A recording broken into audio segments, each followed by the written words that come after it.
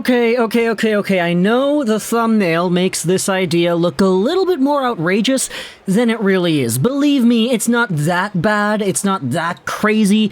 I just kind of tried to make a funny graphic because, hey, there's one of three names that might have been included in this sort of discussion, so why not put all three in the thumbnail so I can kind of try to flex my graphic design skills. But either way, today we're going over to the world of Brock Boeser trade rumors once again. It's 2 straight videos on the channel talking about Brock, as the most recent video was the Brock Destinations video, talking about the Daily Faceoff article wherein he was linked to 6 other teams. But in this one, we're highlighting a different team that has apparently been into the mix as well. We're talking about Brock Boeser, Vancouver Canucks right wing forward, and the Montreal Canadiens. Because when it comes to the Habs, my second favorite team, they've been kind of in the market looking for a few trades here and there themselves. They have a lot of guys on their own payroll that potentially could be on their way out by the time the trade deadline comes around. But when it comes to this Brock Boeser thing, we have ourselves a Sakarison Price segment wherein Donnie and Dolly's Rick Dollywall was brought onto the show, and he had some comments to make regarding the team and the player. Take a look at Buck Foston's Twitter account. According to Dollywall, Montreal is interested in Boeser again. Rick speculates a Sean Monahan in return, which makes it easier to trade Horvat. Now, that idea is a video in and of itself. We can make an entire 10-minute commentary talking about trading Brock over to Montreal in exchange for Monahan, trading Horvat away, and keeping Monahan on for the long term, which makes the salary cap a little bit more easier to navigate from Vancouver's POV. But also talking about Montreal, Dollywall said that Montreal is interested in Boeser again. That is the big word right here. And what exactly does that mean? Well, it means the Canucks had an opportunity to trade Boeser to Montreal in the past. They wanted this guy before, too. Here's another tweet also made by Buck Foston. Dollywall says, during Benning's regime, Montreal even offered a package of Alexander Romanov, a draft pick, and taking on a bad contract like Roussel, Beagle, or Eriksson for Boeser. Benning said no. Now, in the follow-up tweet, Buck Foston also says that you should probably take this with a grain of salt.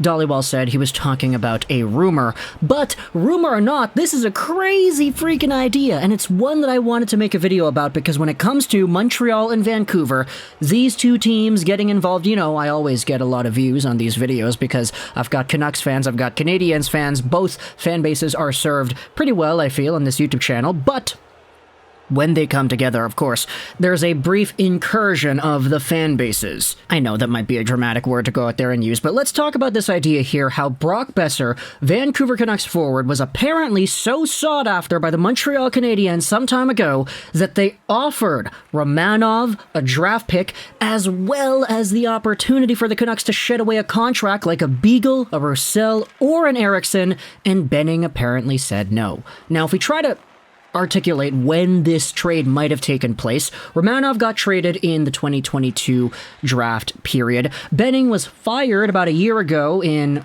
Actually, it was around this time. Yeah, it was like December-ish, 2021, Benning got fired. So we could assume that this entire Boeser trade idea might have occurred sometime in the summer of, let's say, 2021. And I'm going to say with certainty, this trade conversation definitely took place before the 2021 draft. The reason for that is because on the day of day 1 of the draft, July 23rd, 2021, the Vancouver Canucks ended up trading away Beagle, Roussel, and Eriksson to the Arizona Coyotes in exchange for OEL. And, of course, Connor Garland and the Canucks' 9th overall pick, they were included too. But yeah, that's not really the detail I wanted to focus on here. When you talk about the potential of these three, the three kings of Vancouver Canucks salary cap hell, Beagle, Roussel, and Eriksson, these guys were all kind of seen in the same light as players who were sort of just dead weight on your roster. Beagle and Roussel were each making $3 million a season till the end of 2022, and Eriksson was making $6 million till the end of 2022.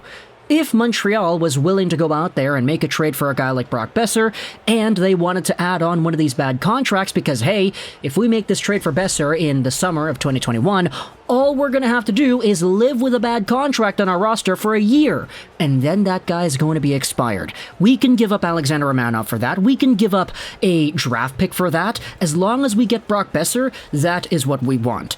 And it's quite apparent that that might have been the thought process the Canadiens had at the time, because at the end of the 2021 season, Brock had 49 points in 56 games played. He was under a point per game, and he was the best Canucks point scorer that season. That was the short North Division, where you had Montreal going out there and torching the Canucks every single game because Tyler Toffoli just decided to go absolute sicko mode on his former team. But Brock Boeser was in a pretty good showcase for the rest of the Canadian teams, and Montreal apparently really wanted this guy. And I know in hindsight, you might go out there and say, man, the Canucks would have been able to get a pick. They would have been able to get Romanov. Look at Romanov right now in the Islanders system. We made a video earlier this year talking about how he's been really good for them. And the Canucks, they need young defense. So why would they not have done this? Man, hindsight is 2020, isn't it?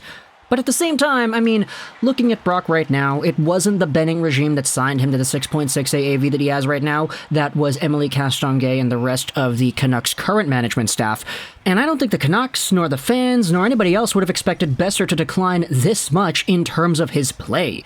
In that season where he had 23 goals and 49 points in 56 games played, Brock was like an actual machine. He was the best player on the team in terms of producing because Elias Pettersson was out for most of the year.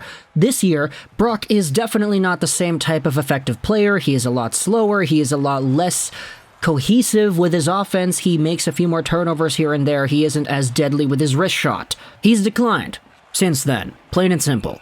And so, when you acknowledge where he was back then versus where he is today, it makes a lot of sense as to why Benning and co. did not want to accept a trade back in that time frame, because, I mean, if you look at Boeser then, he was, how old was he in 2021? He would have been 23 years old. He was looking really good. He was under a point per game. He should have been able to be that good the next season and maybe even get a little bit better. That's why Montreal wanted him, and that's why the Canucks held on to him. Even if you had the idea of trading away one of a Beagle or an Eriksson or a Roussel just to help the team out a little bit, while getting another draft pick to get another younger asset on the team. Brock Boeser was already so good that you bet on players like that. It's just, this bet, unfortunately, just 2 years down the line does not really seem like the one you probably would have had to make. Because if you ask me, if you make a trade for Beagle or Roussel or Eriksson or any of these guys with Boeser to Montreal and they eat up some of that salary cap space for a season, if you don't have a full package of Loui or Beagle or Roussel, who knows if that Oliver Ekman-Larsson-Connor Garland trade even gets made. Because let's face it, I mean, I'd rather have Alexander Romanov, another draft pick, and no Connor Garland OEL trade, which means the Canucks would have kept their 9th overall pick, means they would have had Dylan Guenther, who right now is a better player than Connor Garland, and they would have the freedom of no OEL contract on their books to go out there and potentially do some other things. I would rather have that than Brock Boeser today. Than OEL and Connor Garland, because from a team-building perspective, that OEL trade might have been the worst trade the Canucks have made in years.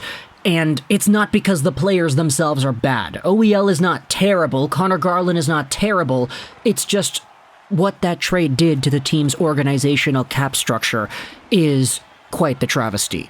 And a trade with Boeser for Romanov and another draft pick from before that OEL trade would have been done might have been the ultimate stop sign that would have prevented said travesty from occurring. So, Benning, at the end of the day, he took a risk that I could understand why he took. Boeser was really good. No biggie going out there and betting on a guy that we all thought was going to be one of the better players on this team long term. Unfortunately, that bet just didn't pay off. And in fact, thinking about it now, for Beagle, Roussel, and Eriksson, I mean, Montreal being interested in one of them. Huh. Eriksson probably would not have been the guy because he's way too expensive, but methinks that if Antoine Roussel and his French connection would have made a pretty interesting sort of package for Montreal in terms of what they value, because Roussel, of course, he's French. He's not French-Canadian, he's French. Pure French, from France type of French. And he's a smaller-ish type of guy that was a really hard worker. He was terrible with the puck on his stick, really not great with his puck skills. He couldn't score, he couldn't do anything, but he was an absolute pest, absolute agitator who would always be going at 100% and almost like a chicken with his head cut off, just completely go around there terrorizing opposition. I feel like now thinking about it, that's probably the type of guy that Montreal would have wanted to take in this type of trade, but either way, Tell me in the comments your thoughts about what Rick Dollywall said. This rumor about how the Canucks apparently rejected a Boeser plus Eriksson, Roussel, or Beagle for a draft pick and Alexander Romanov trade, most likely a year and a bit ago. What do you think about this idea? Would you have revisited this trade and wanted to do it instead with the hindsight we have today? Let me know your thoughts in the comment section below. I hope you enjoyed this video. And bye.